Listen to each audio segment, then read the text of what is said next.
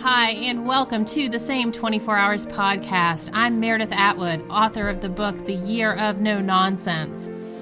I'm a former attorney turned writer, speaker, and Ironman triathlete. Although right now, all I really like to do is lift weights. We all have the same 24 hours, but it's what we do in those hours that leads to our greatest health, happiness, and success. It's my goal to crack the code on a life of less nonsense so we can all make the most of our 24 hours.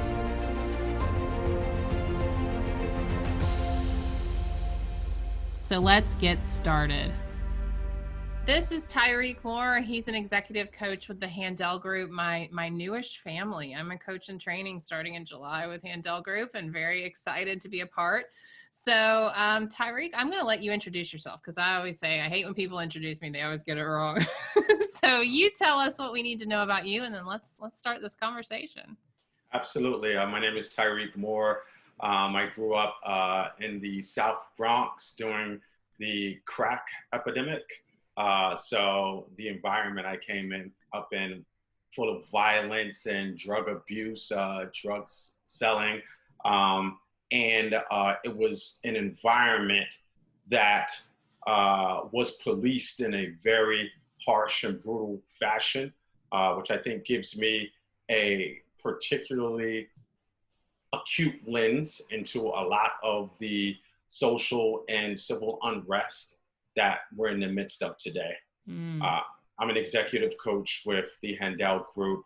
I've been a college professor, twice an entrepreneur, and I am excited about driving change. Yes, me too. I'm glad to be a part of it. And like my cousin said, I just woke up a little bit ago. I've been asleep, but I'm awake now.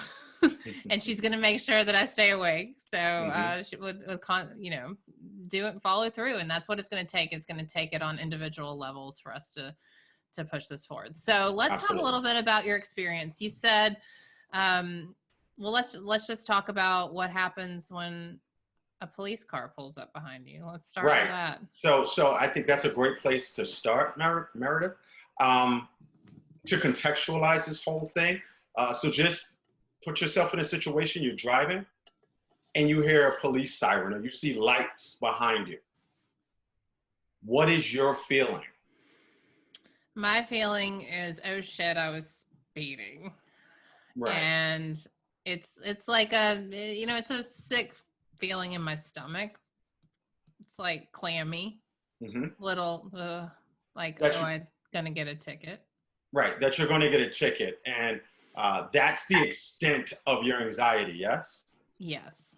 Yes, I do not fear for anything other than the super speeder. Because if I'm getting pulled over, it's because I'm doing it right. I do not move at all. No sudden movements, nothing like that. I wait for the officer to come to the car, and I proceed to ask him. First, I engage him to create a polite dialogue. Good evening, officer. How are you? Because I've been taught by experiences and by my elders that's what you first need to do in order for you to exit this situation safely. So the officer says that I was going the wrong way down a one-way street. Because you were parking? Because I was backing into a... Right. How am I... So I asked, and that's where the trouble started. Well, officer, I'm backing into the parking spot right here, parallel parking. How else would I enter into the parking spot? He says, oh, you're trying to be funny. All right, license, registration, yada, yada, step out the car. I got arrested that night. Are you serious? I'm like 5 serious. Years ago? Yes, I got arrested that night. And you weren't surprised you got arrested, were you? Not at all. Not at all. Because that is the experience that many in my community has felt and experienced themselves. And the thing is, listen, Meredith, I've gotten some of the most esteemed degrees and diplomas you can think of. Yeah, I went to Kent and Boston University and Harvard University. I've been an executive pretty much everywhere that I've worked. I've operated in society and in community in a leadership capacity, but none of that matters. And immediately, I shrink back to when I was a teenager, was getting harassed in the Bronx. Immediately, I go back to that. And unfortunately, reality proves that thinking to be aligned with where I should be. And it's really frustrating. So as you're looking at the protests that are going on all across the country, these are folks who have felt oppressed for so long, and then their neighbors and brothers and sisters of, which is an awesome sight to see, all races and ages, all in support of the challenging existence of a Black person. So when we talk about Black Lives Matter, and then someone counters with All Lives Matter, they really either don't care or just don't understand why that's offensive. Or don't care to understand. Or don't care to understand. Correct. And the reason that's so offensive, because what that suggests is that there shouldn't be a differentiation between these lives mattering. But that also suggests that there isn't a differentiation in experiences now and historically, right? The historical differentiation is slavery, Jim Crow, neo-Jim Crow, racial profiling, disproportionate rate of incarceration. We just, we're luckily, it seems like on the other side of the curve of COVID-19. But when we look at even inside of that experience, the disproportionate rate of Black people contracting COVID and the disproportionate rate of mortality in that community. So when you start putting all of these things together and you start looking at all of these experiences with Eric Gardner, with Tamir Rice, with Breonna Taylor, with you start putting all these together, and way back. Way back. Way 300 BC, I learned with Lisa Harper. Yeah, with Plato. That's right. So you're like, I feel that my silent protests have not been effective. Correct. And now I'm going to exact some sort of respect in a very, very loud fashion. And that's what we've been seeing. And what's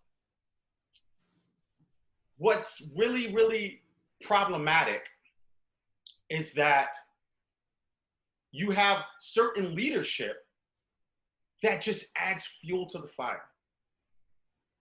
And instead of trying to create an environment that will heal, that will hear, and that will then equalize, right? Create equity and equality. There's leadership that creates more division. Right. And what that does, a byproduct of that is, you're getting people to stand up. And that is one of the profound things I've seen inside of that, of this whole movement, where in the past you've had certain groups of people that are like, I'm going to stand up. And the majority, when they would see that, would say, because this is only a subsection of a group that would stand up, we don't really need to pay heed to what they're saying, and we don't need to make change in order to alleviate the pain. Also known as, we don't want to give up our power to, yes. Right. But what we're seeing now is this thing is pervasive, right? It is cross races. it has crossed waters and oceans and seas, right? I mean, we're seeing protests, and it really, I'm heartened to see protests in Italy, protests in France, protests in Brazil, protests in Dominican Republic, protests in the UK. If COVID can come here, so can equality. Right. Right. And the thing is, and it's interesting, the timing of COVID and this civil unrest, yeah, it created a momentum that was special. Because people got tired of being subjected to being quarantined, to seeing their neighbors and relatives die at the hands of COVID, and then also at the same time seeing it happen at the hands of the police. We're like, no, I'm done. Yeah, I'm going to take a stand. So and I think too, and this is the timings. You're so right. Most people are at home. Most people are working from home. Suddenly you have more time in your day. And like, it was a perfect, I hate to think of it that way, but like now you can't be like, oh, well, I'm busy. I have a trial. I have a business. Like, no, you're home. Right. You got to show up. And not only that, people, some people really demonize the media. But when we're all stuck at home, the media is in your face all day. So you're really seeing it, and you can't hide from it. Right. And you can't close your eyes to that which is happening in the world. You're forced now to inspect your own conscience. Well, and I want to raise a point here that you just brought up. Like, you can't close your eyes. That alone, the fact that you can close your eyes to media, that's privilege. That is an example of white privilege. If you think white privilege doesn't exist, and there are people that do, the fact that you can close your eyes, turn around, disconnect your Facebook, and not turn on your television is white privilege, because it is not, you're not wearing it. So just that, I just wanted to bring up. Absolutely. And if you're still questioning if you have white privilege or not, I can't understand. I'm gonna help you out right now. Okay, good. If you have children and you haven't had to have the talk with them regarding how they need to behave and perform when they are approached by a police officer in order that they can exit that engagement, that interaction in a safe fashion, then you have privilege. Yep. There you go. And how young? Really, I mean, young, right? My boy's 12. Very, very young. Before 12. How old was Tamir Rice? He was 12. Trayvon Martin was what? He was not much older. Like young teenager. I don't want to misspeak. Yeah, he was a teenager. But young. He was young. So with that, we have to have these conversations before our children can fully understand the need to have the conversation. So that puts us in, and the conversation is? The conversation is, you need to speak intelligently. You need to be respectful. You need to be non-threatening, even though you're 12, 11, 10, 13, 15. You need to be still. You need to not make sudden movements. Don't have your hands in your pocket. Don't have your hands in your pockets. Don't reach to call me on your cell phone, which is a distressing thing to tell your child. Don't reach to call me immediately, because that's what we all tell our children when they're in trouble. No, don't do that. So these are the conversations that we have to have. And they're uncomfortable conversations, but we know we need to have them because we want to see them come back home alive that night. And someone on Instagram said not only the police. I mean, Ahmaud Arbery proved that, right? Right. Yeah. Yeah, I mean, white people, that is your privilege. That your little white kids, like my little white kids, I have not had a conversation like that. I haven't had to. Not only do I have a white boy, I mean, a white children, I have a white son. Like, right. Go do what you want. Right. That's what you tell white males. Don't be too loud when you come back in the house at whatever time, right? Right. It's we don't have a clue. We don't have a clue. And so, yeah. So that's the challenge, right? But I want to speak a little more broadly to what's happening. It's not only police brutality why folks are protesting. Right. Obviously, they are protesting police brutality, and my sincerest condolences go out to George Floyd and all of the other families that have been murdered by the police over time, over centuries. My sincerest condolences go to you. But what folks are also protesting, they're protesting economic inequity, right? Not having the same access to economic aspirations that certain folks have, economic ascension in society. But Ty, I have a question. I worked hard. I came from nothing. Right. There's no economic disparity. Like, this is the argument.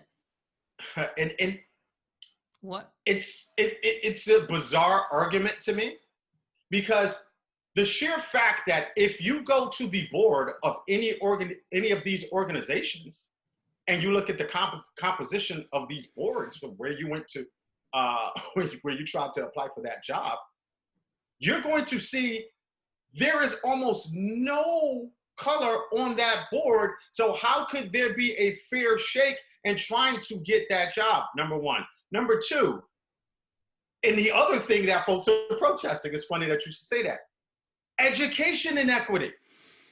This is a good one. People want to ignore this one. Like, well, they don't take care of their schools. Oh my gosh. No. There isn't funding. There isn't funding for the schools. When you're dealing with technology that has reached end of life 5 years ago, and we're dealing with in this technology age where that in itself is a line of demarcation between the haves and the have-nots, right?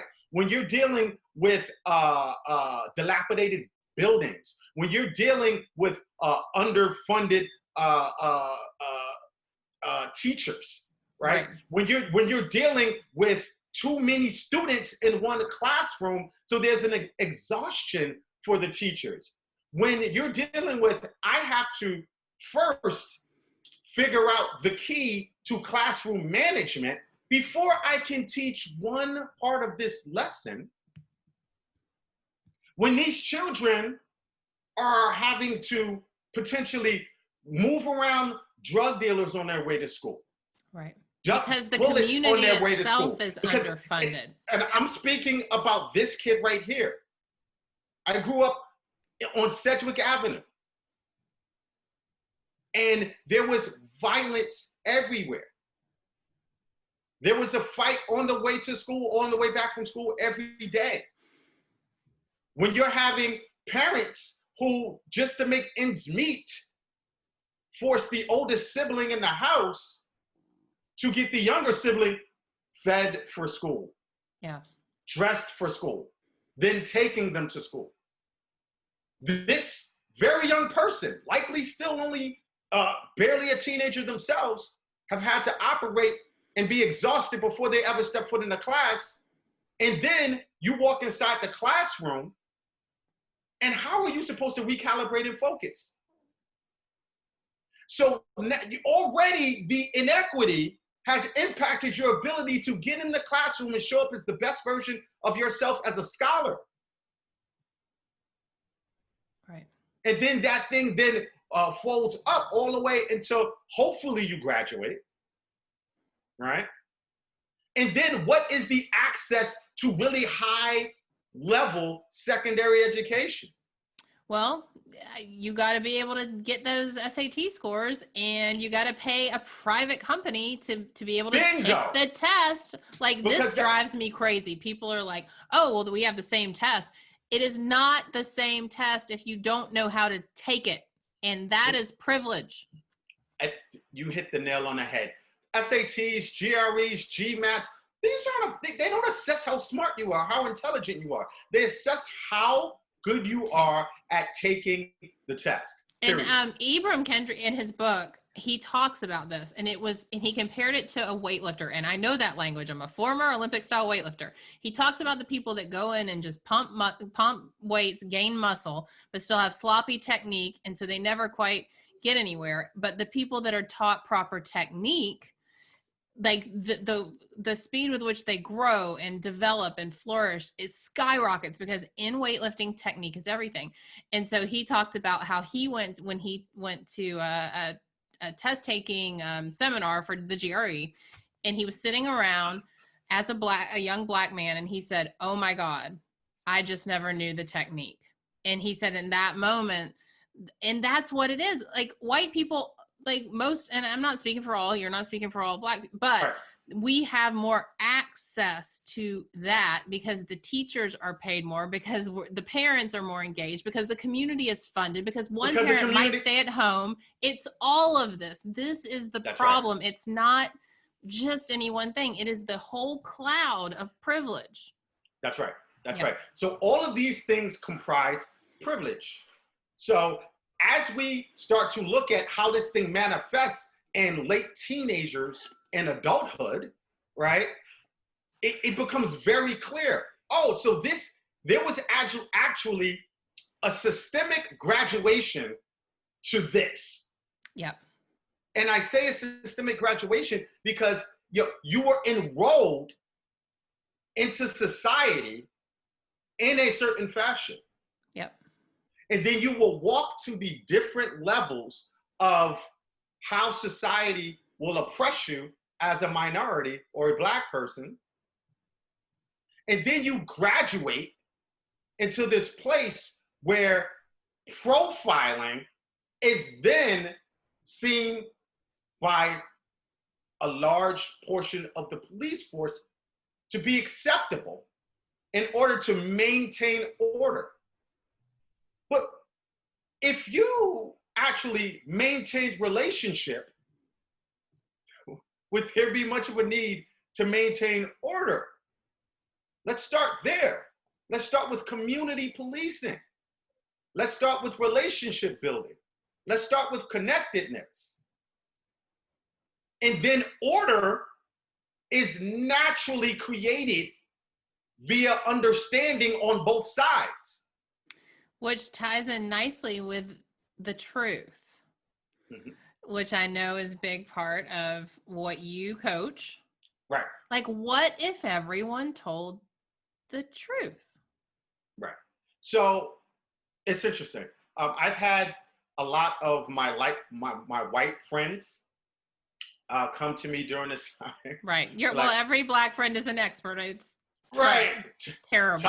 Don't do that to your black friends. But I go the opposite direction. I go to. Well, of course you do. Right. You're Handel. Right. I'm encouraging the conversation, because with the conversation comes edification, right? Right. If I can edify you on what the experience is, and then what to look for in yourself. So it's like, Ty, what can I do? So the first thing I say, all right, so there are 3 levels of things you can do now in this time, and this is the right time, right?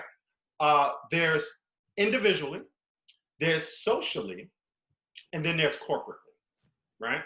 So individually, what can you do?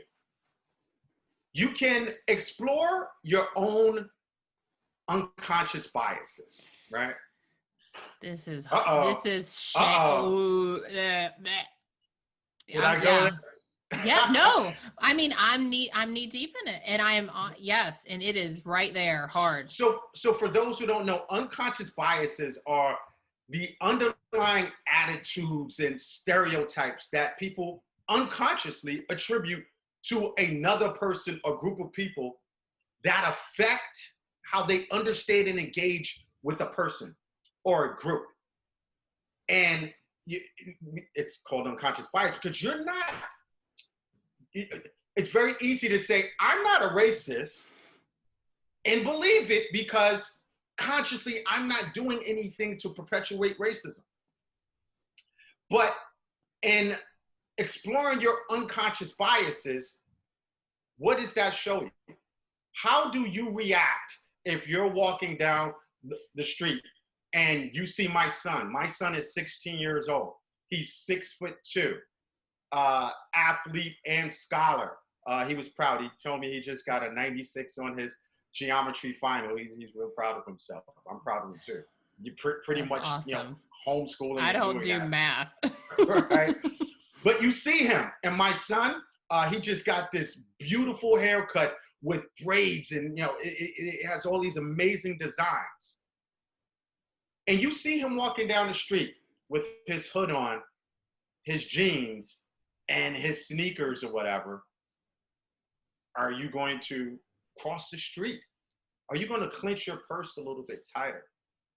Are you going to clench your butthole? If you don't clench your purse, like I find that there's different levels. Like there's the people who will cross the street, the ones who will clench the purse, and the ones like me who I really in my heart consciously would never, but I might clench my butthole.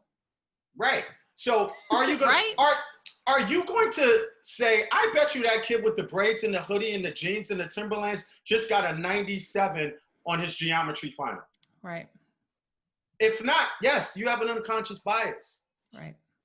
Are you when you're on a plane and someone of Muslim descent sits right by you on that plane? What's the conversation you're having with yourself in your head? Every time. In your inner dialogue. Yeah. Right? So you're by the way, we all have them. I have them. Right. And if you say you don't, you're not listening to yourself. That's the truth. Everyone's got them. Everyone's, and it's once you can actually understand your inner dialogue. That's what we teach at Handel, right? Right. Understanding your inner dialogue, understanding how your inner dialogue drives your actions, how your actions produce results, right? It's an understanding and becoming comfortable with your inner dialogue that you can then start to grow and raise your level of awareness and consciousness, right? Next thing, understand what microaggressions are. What are microaggressions, right?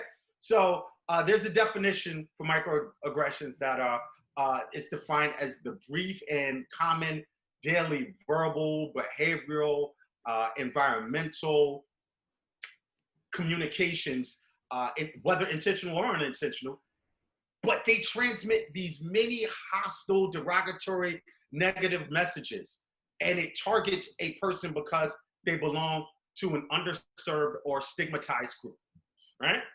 And the thing about microaggressions, and I read this somewhere, and I would love if I could remember who to attribute this to, but this was genius the way they said it. They said it's death by 1,000 cuts. Where we see the policeman in Minneapolis, that's a machete. Microaggressions are death by 1,000 cuts. I was going to see if I could Google it while we're talking. Absolutely. So an example of microaggressions that I've experienced myself. I'm talking individually or in a forum, and someone says, "Man, I didn't know you were that smart." Like, what? Or I never knew you could speak so well. You could speak so well. As opposed to speaking in Ebonics, or where are you going here, right? Or never mind the people that are saying that are the ones that have the biggest Southern accent you've ever heard. Potentially, or maybe not, but still, it's a microaggression. Or you're not like the other ones, Ty. The other ones. Did you just pull up some I thought I did. Never mind. I thought I had the quote for you, but I don't. Carry on. If you find it, let me know. It's in this article, but this article is real smart and it's real long, and I gotta not right now. I'll just bookmark it. I've read so many articles on this. I apologize. But anyway, I'll send it to you. That I can't quote it properly. But so these are microaggressions, and what happens is that if I respond to this microaggression in a way that challenges it, it positions me as the angry black guy. And then that cue the tone policing. And why can't you say it nicer? Right. But even worse, watch this. Or I feel subdued in how I can communicate and express myself. Yes. And that creates a stress and pressure that happens every day, thereby being death by 1,000 cuts. Yes. Right? So, individually, what can you do? Explore your unconscious biases. Explore your microaggressions, right? All right. Socially, what can you do?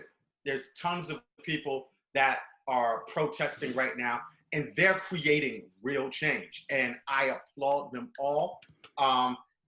It is so amazing to see it, to see the cross section of people and races and genders and ages that are filling the streets of every city in America and abroad to create change. Some of the changes that that's been created as a result of this way of creating change socially. The New York State Assembly passed the Eric Garner Anti-Chokehold Act, making it a felony to injure or kill someone using a chokehold. That is change, right? Multiple places are taking down the Confederate flag. So I'm from the right? South, Ty. That was my like Southern joke. So I was picking on my own people. Another microaggression against Southerners. Sorry, Southerners. But yes, taking down the Confederate. Absolutely. Many states are now taking a critical look at police reform, right? So that's one of the things you can do right, in protesting. But there's more things you can do. You can actually, so this morning, I had a meeting with my mayor, the police commissioner, the deputy police commissioner, and the city manager to discuss policing and police reform. Nice. And I said, I want to have a thorough examination of 1, 2, 3, 4, 5, 6, 7, 8.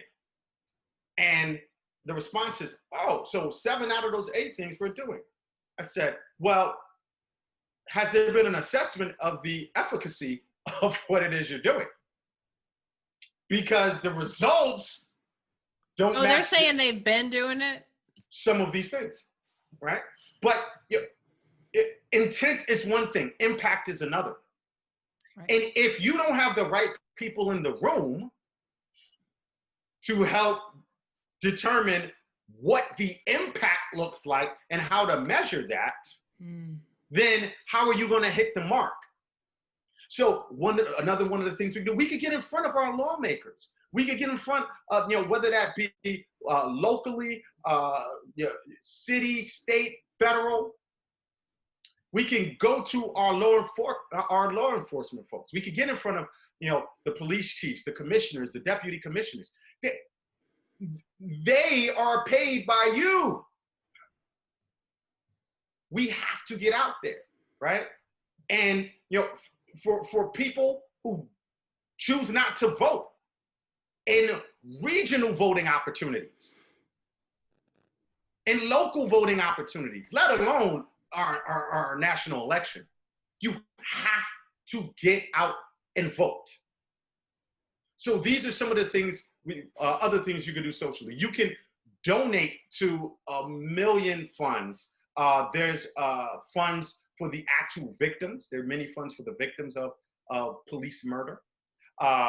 There's, Black Lives Matter fund. There's lots of different funds and organizations and foundations that you can contribute. So there are a myriad of ways that you can engage socially, all right? Now, so we talked a little bit about individually. We talked a little bit about socially. Corporately, so I am responsible for the diversity programming that we offer to organizations inside of Handel.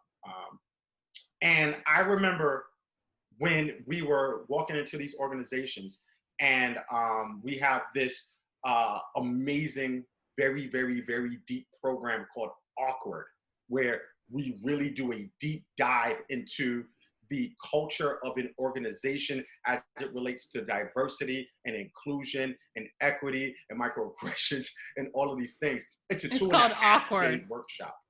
It's called awkward. Why? Because having a conversation is awkward. And as soon as we can say that and face it head on, we start to break apart what makes it awkward. We start to engage with honesty and transparency, and then we can elevate change. What we heard when we were initially offering that was, man, this is too deep. A lot of these corporations and organizations just want to do some diversity training to check a box, check a box. So if you're in leadership in one of these organizations, I ask that you do a really good look around and ask yourself, what have we done to really address diversity in our organization? If you are anybody else in the organization, ask yourself, what have I done to make my voice heard as it relates to the need for true diversity and inclusion inside of my organization? And if you've experienced the checking of the box, circle back and say, we need to do more.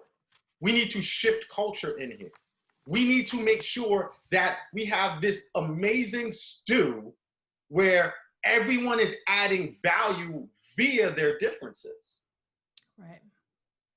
And that's truly what makes a place special and magical. And if your organization isn't doing that, so organizationally, corporately, then there's a problem. And that's one of the things that I personally am driving into many organizations is the programming that we have where we're doing deep dives, where we're interviewing folks on their experiences, where we're getting an understanding of what themes exist inside the organization, right? Where we're having folks examine themselves individually, then how that rolls up to collectively creating traits inside of an organization, your individual traits and then the collective traits. Ooh, the collective corporate traits. Yeah. So that we got pushback initially from a lot of places because that's deep and it's a lot, and that's a lot more than checking the box. But what we see now is checking the box doesn't fix the problem, and it actually creates a greater problem because it's duplicitous, really. You're saying, oh, I want to do something as it relates to diversity, but no, you don't. And then the people who are marginalized, right, look at that like, so you're just thinking you're going to pull the wool over my eyes? And that creates tension inside the organization as opposed to creating productivity inside the organization, right?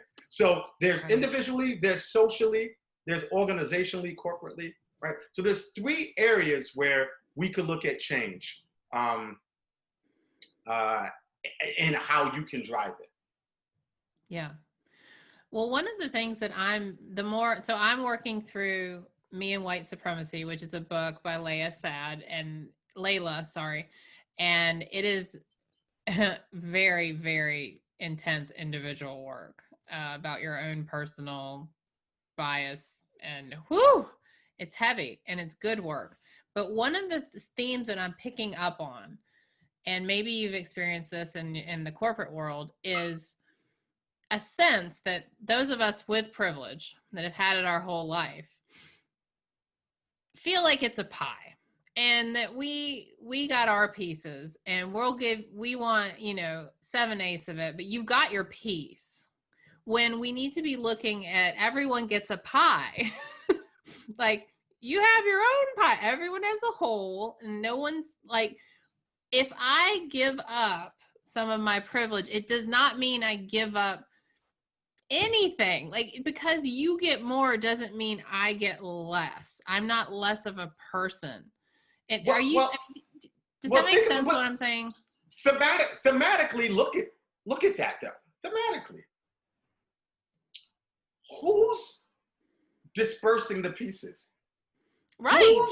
Who's determining what piece is We're the pie holders. Right. So automatically it becomes an authoritarian process, right? When there is someone who's charged with determining who gets what piece and how big that piece is.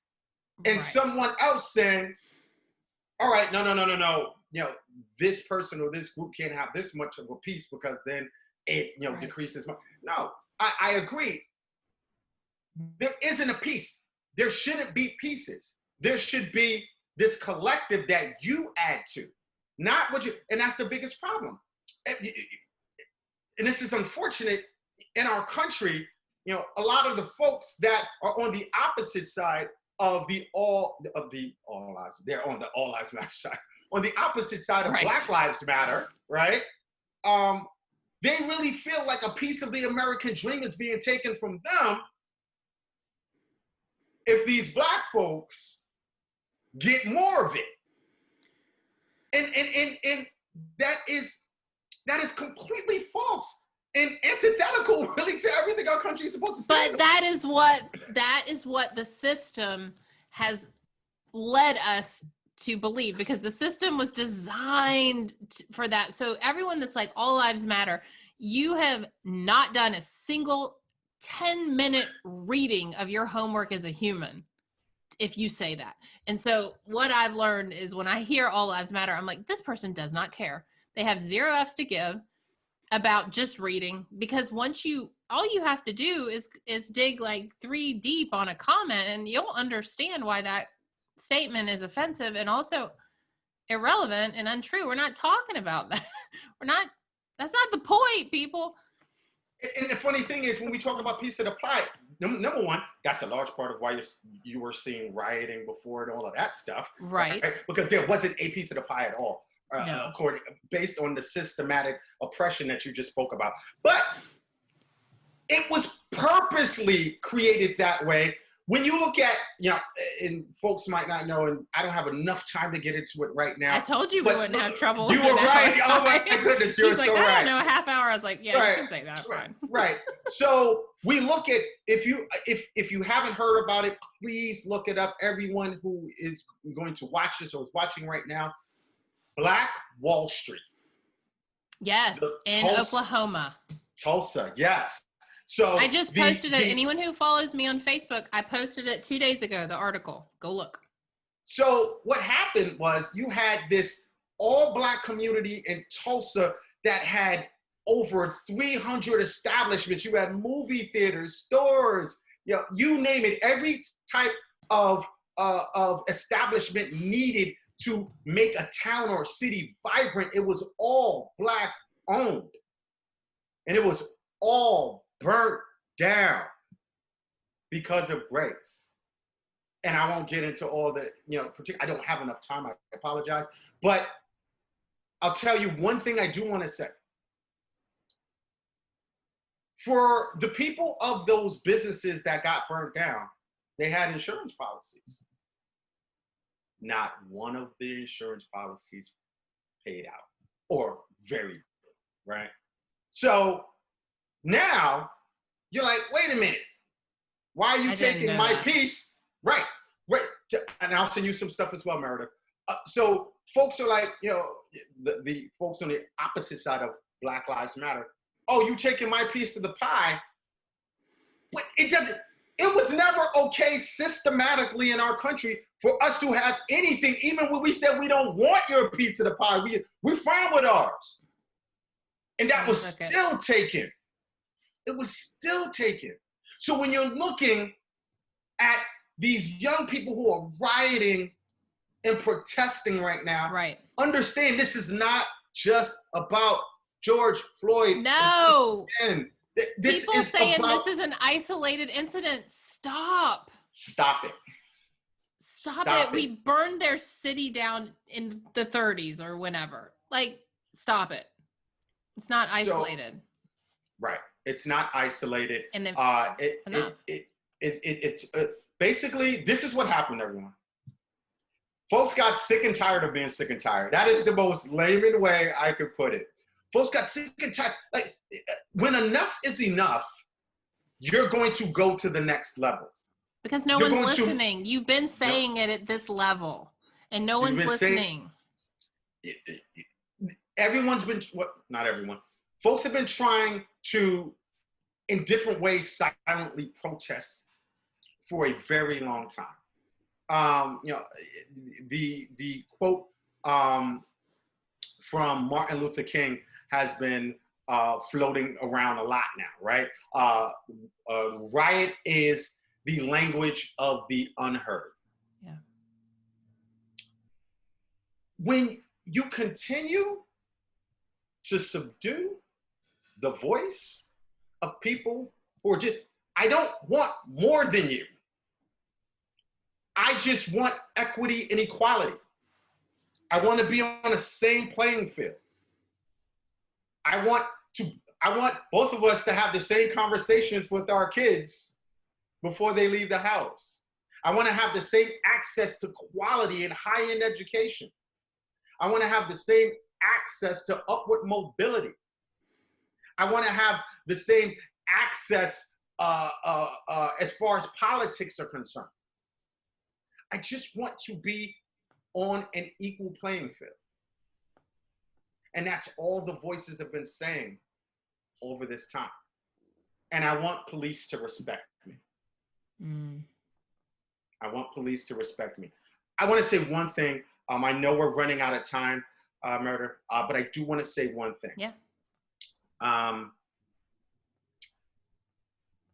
So when I was serving as the chief operating officer of the largest non-network charter school in New York State, New Heights Academy Charter School, I had to engage the police a lot because the area that that school resided in was an area that faced depressed conditions economically. I remember I had a student that came up to me and said, "Oh, Mr. Moore, I just had, I was just with Sergeant Bonadonna." Remember his name? Sergeant Bonadonna. And I'm like, unfortunately, right? My unconscious bias, everything okay? He said, "No, I was going to be late getting back from lunch, and I was 7 blocks down or whatever, and he drove me to school." He was so cool. I need you to understand what happened in that interaction with my student and Sergeant Bonadonna.